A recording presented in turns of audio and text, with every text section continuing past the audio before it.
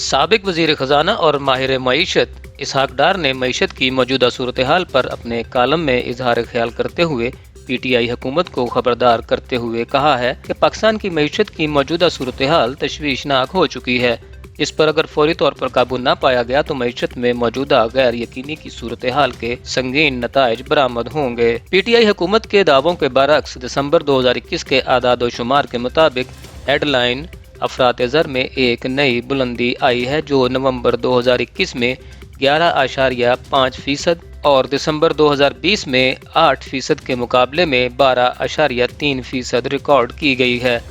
فروری 2020 کے بعد سے یہ ہیڈ لائن افراط زر کی بلند ترین سطح ریکارڈ کی گئی۔ ایس پی آئی 20.9 بھی ہے۔ اسی طرح دسمبر 2021 میں حساس قیمت کا اشاریہ بھی 26.2% کی بلند ترین سطح اور تھوک قیمت کا اشاریہ بلندی پر پہنچ گیا ہے۔ حکومتی اہلکاروں نے اشیائے خوردونوش کی ماہانہ وار بنیاد پر قیمتوں میں کمی کو نمایاں کرتے کرتے نظام میں تیزی سے بڑھتی بنیادی مہنگائی کو مکمل طور پر نظر انداز کر دیا ہے۔ شہری اور دیہی بنیادی افراط زر میں ماہ بہ ماہ 1.1% اضافہ ہوا ہے اور یہ اضافہ 8.3% اور 8.9% ریکارڈ کیا گیا ہے۔ قیمتوں میں یہ ہوش ربا اضافہ جلد غائب ہونے والا نہیں۔ پی ٹی آئی حکومت کے دور اگست 2018 تا دسمبر 2021 میں مستقل بڑھتی ہوئی مہنگائی کی شرح بہت حیران کن امر اس لیے بھی نہیں کیونکہ اس دور میں پیسے کی فراہمی سپلائی میں بڑے پیمانے پر اضافہ ہوا، جو کہ مالی سال 2020 میں 17.4% اور مالی سال 2021 میں 16.2% ریکارڈ کیا گیا۔ چونکہ پی ٹی آئی کے پورے دور میں گروتھ کی شرح منفی یا پھر بالکل معمولی رہی، تو جی ڈی پی پیسے کی سپلائی میں غیر معمولی اضافہ یقینی طور پر ناقابل برداشت مہنگائی کا موجب بننا تھا، جسے آج پوری قوم بھگت رہی ہے۔ ایک تعجب انگیز پیش رفت میں اس توسیعی پالیسی کو اپناتے ہوئے پی ٹی آئی حکومت نے اپنے ہی کرنٹ اکاؤنٹ خسارہ کے حوالے سے پالیسی کے برعکس کام کیا۔ یاد رہے کہ اس حکومت نے کرنٹ اکاؤنٹ خسارے کو وراثت میں ملنے والی بدترین خرابی قرار دیا تھا۔ اسی پالیسی سے پیدا شدہ غلطیوں کا ادراک کرنے کے لیے بیرونی کھاتوں کا جائزہ لینا ضروری ہے، جسے تیزی سے بڑھتے ہوئے کرنٹ اکاؤنٹ خسارے کا سامنا ہے، جو رواں سال میں عملی طور پر اس سطح تک بڑھ چکا ہے جس سطح پر پی ایم ایل این کی حکومت اپنے 5ویں مالی سال میں پہنچی تھی۔ یاد دہانی کے لیے بتانا ضروری ہے کہ پی ایم ایل این کے پہلے 3 مالی سالوں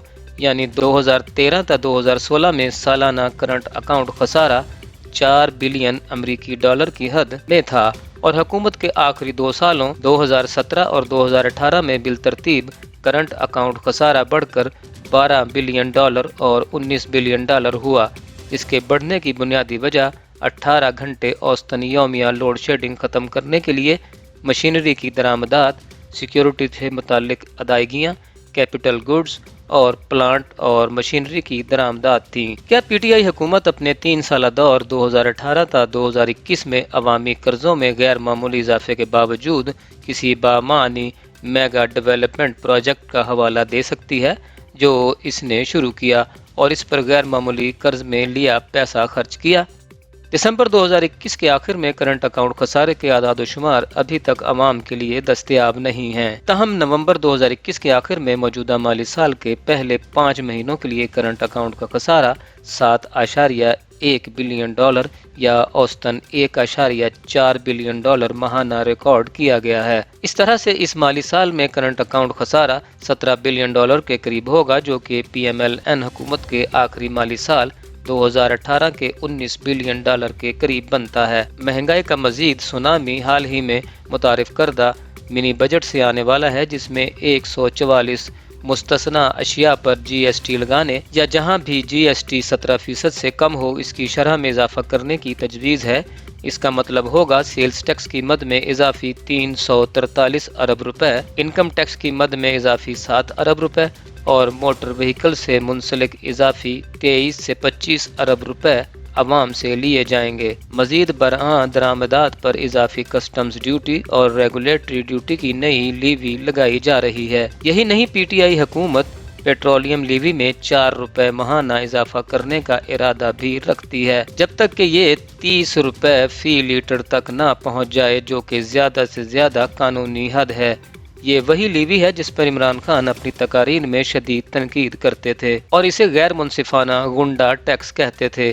پی ٹی آئی کے وزراء نے غیر ذمہ داری کا ثبوت دیتے ہوئے کہا ہے کہ عام آدمی پر منی بجٹ کے ذریعے لگائے گئے مذکورہ ٹیکس اقدامات کا بوجھ صرف 2 ارب روپے ہوگا۔ یہ ان لوگوں کے زخموں پر نمک چھڑکنے کے مترادف ہے جو پہلے ہی ناقابل برداشت مہنگائی تلے دبے ہوئے ہیں۔ تجزیہ نگار اور صنعتوں کے نمائندگان جو ان نئے اقدامات سے متاثر ہوں گے، انہوں نے خبردار کیا ہے کہ ان اضافی ٹیکسوں کے نتیجے میں ملک میں مہنگائی کی ایک نئی لہر آئے گی، لہٰذا بادی النظر میں مہنگائی قیمتوں میں جلد کمی ہونا تا حد نظر دکھائی نہیں دے رہا۔ پی ٹی آئی دور حکومت کی موجودہ توسیعی پالیسی مالیاتی خسارے کی شکل میں نظر آتی ہے۔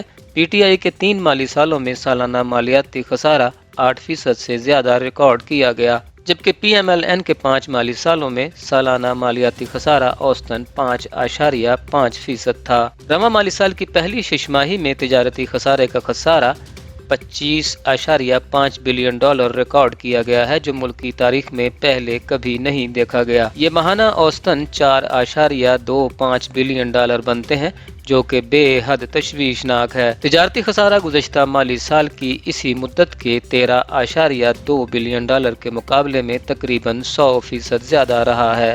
اس حیران کن نمبر کی وجہ درآمدات ہیں جو $40.6 بلین یا اوسطاً $6.8 بلین ماہانہ پر جا پہنچی ہیں۔ یہ بھی درآمدات کی ایک بے مثال سطح ہے جو ماضی میں بمشکل ایک آدھ مہینے میں کبھی $5 بلین سے زیادہ تجاوز کیا کرتا تھا۔ سب سے زیادہ خطرناک یہ ہے کہ 2 مہینوں نومبر تا دسمبر 2021 میں درآمدات بالترتیب $7.9 بلین اور $7.6 بلین رجسٹر کی گئیں۔ یہ درآمدات میں بے گناہ اضافے کا سبب ہے، جس کی وجہ طلب میں بڑے پیمانے پر اضافہ جو کہ وسیع خسارے اور منی سپلائی میں بے پناہ اضافے کی طرف اشارہ کر رہا ہے۔ بیرونی کھاتوں کی موجودہ نازک صورتحال کا اثر ملک کے غیر ملکی زر مبادلہ ذخائر، شرح مبادلہ اور غیر ملکی عوامی قرضوں پر پڑتا ہے۔ پی ٹی آئی کے اقتدار میں آ کر سابقہ حکومتوں کے غیر ملکی قرضوں کو اتارنے کے بارے میں مستقل بیانیہ کے برعکس حقائق ایک بالکل مختلف تصویر پیش کر رہے ہیں۔ 30 جون 2018 تک بیرونی عوامی قرضہ $70 بلین تھا، جو 30 ستمبر 2021 تک بڑھ کر $100 بلین ہو گیا، یعنی کہ پی ٹی آئی حکومت کے دوران $30 بلین کا اضافہ ہوا۔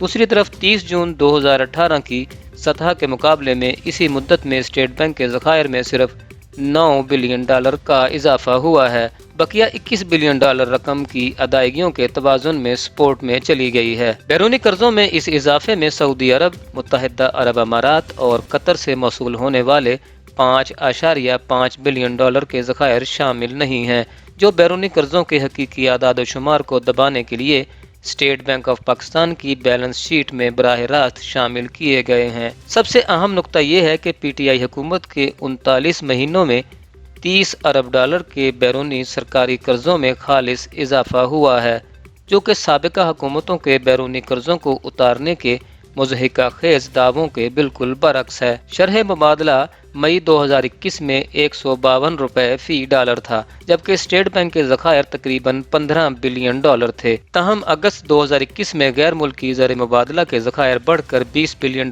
ہو گئے، مگر اس کے باوجود ڈالر کی شرح مبادلہ بڑھ کر $178 ہو گئی۔ فاریکس مارکیٹ نے عمران خان کے اس بیان پر کوئی توجہ نہیں دی، جو 7 دسمبر 2021 کے بزنس ریکارڈر میں رپورٹ کیا گیا کہ پاکستانی روپے کی حقیقی قدر متبادل شرح مبادلہ $163 فی ڈالر ہے۔ فاریکس مارکیٹ نے روپے کی حد $178 سے نیچے آنے سے انکار کر دیا ہے اور تجارتی اور کرنٹ اکاؤنٹ خسارے کی موجودہ صورتحال پورا بالا تفصیل سے یہ نتیجہ اخذ کیا جا سکتا ہے کہ قیمتوں میں اضافے، مہنگائی کا دباؤ جلد کم ہوتا دکھائی نہیں دے رہا اور اس وجہ سے روپے کی قدر بھی کمزور رہنے کا امکان ہے۔ تا وقت کہ مہنگائی کا سبب بننے والے مذکورہ بالا زیر بحث عوامل کو روکنے کے لیے فعال مالی اور مالیاتی اصلاحی اقدامات نہ کیے جائیں۔ ایسے نہ کیا گیا تو معاشی حالات بدستور بدتر ہوتے جائیں گے اور عام آدمی کی قوت خرید ہر گزرتے دن کے ساتھ مزید کم ہوتی جائے گی۔ کروڑوں لوگ جو پہلے ہی آسمان کو چھوتی مہنگائی کی زد میں ہیں، ان کے لیے اپنے خاندانوں کو 2 وقت کی روٹی فراہم کرنا بھی خدا نخواستہ ناممکن ہو جائے گا۔